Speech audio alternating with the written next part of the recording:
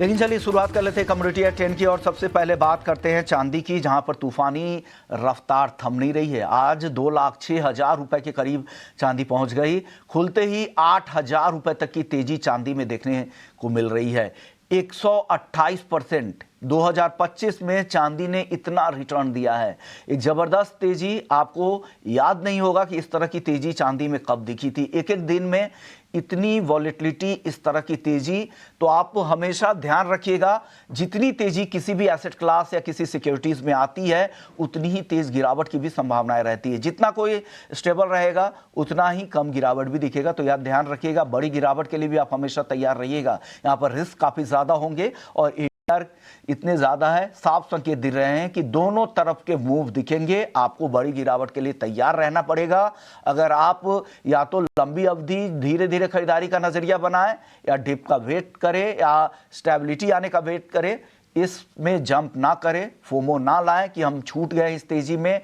1,50,000 के बाद बहुत मुश्किल से लोगों के पकड़ में चांदी आई होगी। जिस तेजी से 1,50 के बाद से सीधा चांदी 2,6 तक पहुंची है, ये इस तेजी को पकड़ना नामुमकिन लग रहा है। चलिए अपने एक्सपर्ट को शामिल करते हैं और जानते हैं कि इस तेजी के बाद अब क्या करना चाहिए आपको। हमारे साथ भाविक पटेल हैं ट्रेडबुल सिक्योरिटीज से। Bhavik, good morning sir. चांदी की तूफानी रफ्तार थम नहीं रही है, क्या हो गया है चांदी में और कितनी तेजी sir? Good morning Vishnu ji. Good morning. और आपने सही बताया कि फोमो नहीं रखना चाहिए, क्योंकि काफी लोग जो रहते हैं वो 2 लाख के ऊपर चले गए तो भी फोमो है कि हम रह गए और इसके हाई प्राइस पे चेस करते हैं। और फिर अगर जैसे प्राइसेस बढ़ती है तो करेक्शन आता है तो फिर उनको लग रहा है कि हम टॉप पे करेक्ट हो गए, हम टॉप पे हमने बाइंग की है। और काफी लोग जो है वो उनको लग रहा है कि ये इतना हाई है, इतना हाई कभी तो करेक्ट होगा, तो वो नेकेड शॉर्ट पोजीशंस बनाते हैं, जिसकी वजह से उनको काफी नुकसान होता है। तो अगेन मैं भी यही एडवाइस दूंगा कि अगर आप ट्रेड करते हो तो आपकी पोजीशन हेज बना के कीजिए, थोड़ा करेक्ट होता है तो वेट कीजिए और छोटी पोजीशन रखिए और स्टॉप लॉस स्ट्रिक्ट रखिए, क्योंकि मूवमेंट इतनी बढ़ गई है कि अभी यहाँ से पोजिशनली ट्रेड करना थोड़ा मुश्किल हो रहा है। आई थिंक चांदी की हम देख रहे हैं तो आई थिंक अभी थोड़ा स्पेकुलेशन पोजीशन में आ चुका है। फंडामेंटल हमने देखा है कि स्ट्रांग ही है, बट यहाँ से अभी थोड़ा थोड़ा लग रहा है कि जो 2 लाख के ऊपर शॉर्ट्स जो थी वो अभी अनवाइंड हो रही है, जिसकी वजह से हमने इतनी तेजी देखने को मिली। तो आई थिंक अभी यहाँ से इंट्राडे पोजिशनली मैं बोलूंगा ऑप्शन वाया ही ट्रेड कीजिए, मिनी में ही ट्रेड कीजिए और अभी भी बाय एंड डिप्स की स्ट्रेटेजी रखनी चाहिए। तो आज के दिन 2,04,000 का जो कॉल ऑप्शन है गोल्ड मिनी का, वो बेहतर रहेगा। 5,400 करीब बाय कर सकते हैं 6,500 के टारगेट के लिए, और स्टॉप लॉस रख सकते हैं 4,900 का। तो बाय एंड डिप्स कीजिए, शॉर्ट मत कीजिए, और हो सके तो स्टॉप लॉस के साथ ही कीजिए और ऑप्शंस भी कीजिए, जो आपका रिस्क कम करेगा।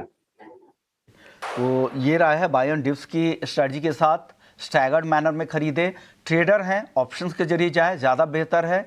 2,04,000 तक अगर मिलता है वहाँ के स्ट्राइक की कॉल 5,400 पे, तब खरीद सकते हैं 6,500 के टारगेट के लिए। 4,900 का स्टॉप लॉस भी लगाए। इसके ऑप्शंस के प्रीमियम में भी काफ़ी ज़्यादा वॉटिलिटी दिख रही है, काफ़ी ज़्यादा उतार चढ़ाव दिख रहे हैं। अब भाविक जी, अब बात करते हैं गोल्ड की, क्योंकि गोल्ड को अगर देखें तो ये ऊपरी स्तरों से हल्का हुआ है और अब तो लाल निशान में गोल्ड आ चुका है। एक तो प्रेशर इस वजह से भी है कि आज रुपए में अच्छी रिकवरी दिख रही है और 200 रुपये नीचे है। 1,34,200 के नीचे, रिकॉर्ड से करीब करीब 1300-1400 रुपये नीचे है। गोल्ड इस डिप में खरीदे या अभी वेट कर ले? क्योंकि गोल्ड में संभावना है तो बन होगी कि कुछ कैचअप रैली आ जाए। चांदी में जिस तरह की तेजी है, गोल्ड सिल्वर रेशियो भी काफी नीचे आ गया है। डेफिनेटली देखिए, अभी के लिए जो इंट्राडे हमने करेक्शन देखा वो क्लियरली रुपए की वजह से हुआ, क्योंकि आरबीआई ने हैवी इंटरवेंशन किए, जिसकी वजह से 1 रुपए नियरली अप्रिशिएट हुआ है।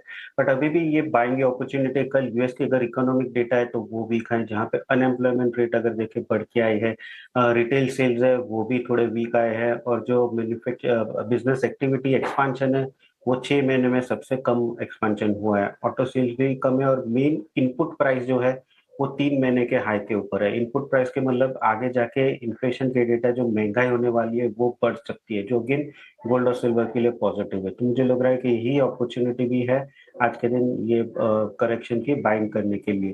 तो 1,32,000 का जो कॉल ऑप्शन है मिनी में, वो बाय करके चल सकते हैं 1850 के करीब। 2,400 का टारगेट रहेगा और 1,650 स्टॉप लॉस रहेगा। तो मिनी के साथ जाए तो ज़्यादा बेहतर है। दोनों में आप यही कोशिश करें, गोल्ड सिल्वर में मिनी के जरिए ट्रेड करें तो आप पोजीशन भी हल्की रख पाएंगे, आपके लिए रिस्क भी कम होगा, बेचैनी भी कम होगी। 1,32,000 के स्ट्राइक की कॉल ऑप्शंस से गोल्ड मिनी की 1850 में खरीदे, 2400 का टारगेट, स्टॉप लॉस है 1650 का। कच्चा तेल सर काफ़ी टूट गया है, गिरता ही जा रहा है, $59 के नीचे तक ब्रेंट क्रूड का भाव आ चुका है। MCX में भी यहाँ पे देखें तो यहाँ पर भी दबाव ही दिख रहा है। क्या लग रहा है सर, कुछ रिकवरी के लिए प्ले करना चाहिए कच्चे तेल में, या बचना चाहिए कच्चे तेल में भी ट्रेड से अभी?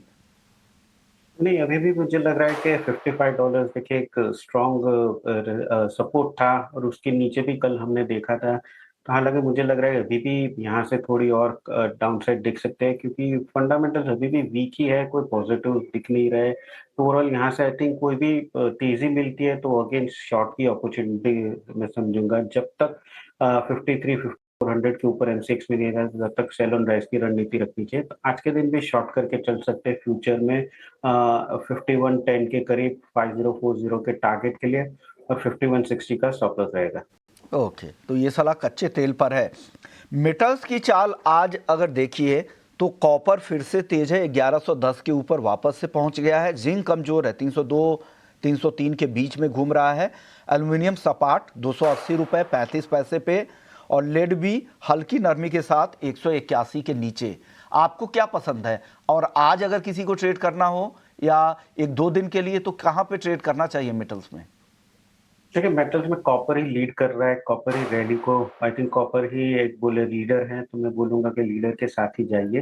क्योंकि देखिए वापस से 2 दिन के करेक्शन के बाद कॉपर ने वापस से लीडरशिप दिखाई है। तो ओवरऑल 1100 के ऊपर जब तक सस्टेन है कॉपर तो मैं बाय की ही सलाह दूँगा। आज के दिन भी 1104 पे बाय कर सकते हैं, 1114 के टारगेट के लिए 1099 का स्टॉप लॉस रहेगा। ये वीक जो चाइना का मैन्युफैक्चरिंग वीक है, तो अभी लग रहा है कि शायद स्टिमुलस आ सकता है जिसकी वजह से अगेन कॉपर में हमें तेजी दिखती है, तो कॉपर भी टॉप पिक रहेगी। ओके, कॉपर आपकी टॉपिक रहेगी 1114 के टारगेट के लिए। खरीदारी की राय आप यहाँ पर दे रहे हैं। 1099 का स्टॉप लॉस, जो 1100 का एक साइकोलॉजिकल लेवल कह सकते हैं, उसके नीचे का ऐसे लगा लीजिएगा। नेचुरल गैस आज वापस से तेज है, सीजनल फैक्टर भी यहाँ पे काम करता है, 360 के करीब आ गया है, और तेजी दिख रही है यहाँ से सर। देखिए थोड़ी शॉर्ट कवरिंग दिख रही है, ऑलरेडी हमने देखा है 430 है, एक में 360 के नीचे आ चुका है, तो यहाँ से अभी रिस्क रिवॉर्ड रेशियो फेवरेबल नहीं है शॉर्ट के लिए। लग रहा है कि यहाँ से थोड़ी बहुत बाउंस बैक दिख सकती है, तो आई थिंक वही प्ले आउट करना चाहिए, जिसकी वजह से 360 का जो कॉल ऑप्शन है वो बाय करके चल सकते हैं 10.50 के करीब। 14 के टारगेट रहेगा, 8 का स्टॉप लॉस रहेगा। कॉटन केक से शुरू करते हैं सर। कॉटन केक आज काफी तेज है एग्री मार्केट में, तो एग्री मार्केट की शुरुआत कॉटन केक देखिए 2% से ज्यादा ऊपर है। दिसंबर का वायदा 3100 के ऊपर आ चुका है। हालांकि अब दिसंबर वायदा में कुछ रहा नहीं है, डिलीवरेबल कॉन्ट्रैक्ट होते हैं, तो आगे के कॉन्ट्रैक्ट को लेकर क्या रहा है सर कॉटन केक में?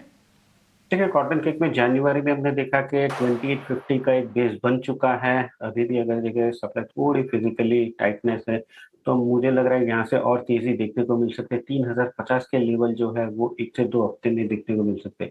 अभी 2960 चल रहा है, तो 2900 के स्टॉप लॉस से बाय कर सकते हैं। एक वीक के वेट कीजिए तो 3050 का टारगेट आ सकता है।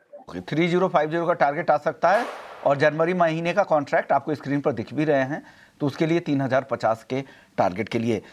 कोरिएंडर में सर थोड़ी मुनाफा वसूली आई है, 10,000 के नीचे अब ये वापस से आ गया है। क्या अब वापस से खरीदना चाहिए कोरिएंडर को? देखिए काफी स्ट्रांग हमने अपमूव देखा है। अभी लग रहा है कि यहाँ से जो प्रॉफिट बुकिंग है वो कंटिन्यू हो रही है। सपोर्ट अगर मैं देखूँ तो सपोर्ट मुझे अभी भी यहाँ से आ रहा है 9500 का, तो आई थिंक वेट करना चाहिए। 9500 के करीब आता है, एक बार डेफिनेटली बाय कर सकते हैं 9400 के स्टॉप लॉस से और 9900 के टारगेट के लिए।